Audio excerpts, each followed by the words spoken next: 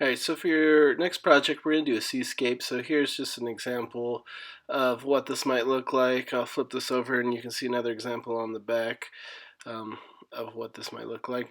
So the first thing we're going to do is we're going to sketch out the outline of this. So I just use something around to draw a moon, to draw a little boat. I'm going to go ahead and put myself inside the boat. And when you do this, you should probably go ahead and throw yourself inside the boat.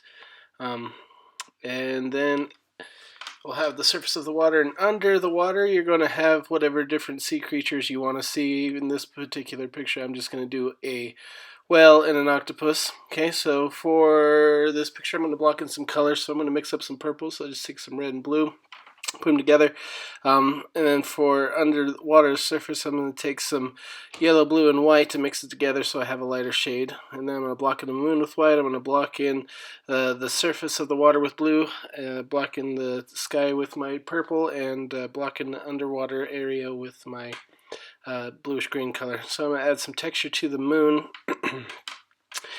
and use a little bit of blue to do that. Create a little bit of a glow around the moon with some white, and just kind of fade it into the background so it'll go from light to dark, so it'll give a nice glow around the surface there. And the next thing I'm going to do is I'm going to add some highlights and things on the surface of the water so you can see where the moon is shining down, and also add some shadows under the boats and some other areas to create a little contrast. It'll work on the sky a little bit, may add some little details, little stars and different things to make my sky a little more interesting. I'm going to mix up some skin tones, so I'm going to take some red and yellow and some white, mix them together. If you want to create a darker tone, you can add a little bit of blue to make it more of a brown. So use that to fill in that, and then I'm going to mix up some brown, so take red, yellow, and blue, mix them together, fill in the boat. You can make the boat whatever color you want. And then I'll take some black and white, fill in my whale, and some purple to fill in the octopus, and then I'll go through, add some highlights to the body, some shadows to round out the shape and make it a little more three-dimensional, a little more interesting, because I don't want it to look very flat. So add some of these highlights, some of these shadows in different spots.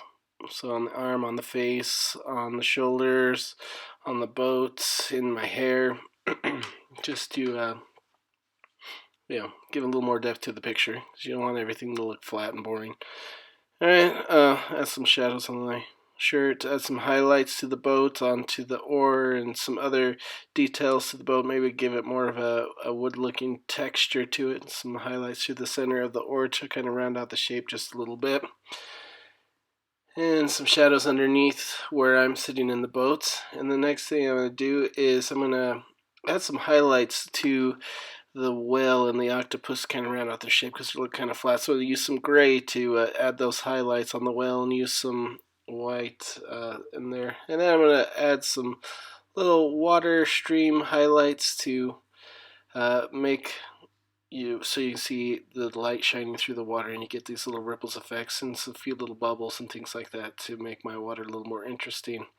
So for this project, you choose what kind of sea creatures you want. You choose what colors you want to make the sky and everything like that. The boat, that's all up to you. You choose what you want that to look like. So it's up to you how you do it.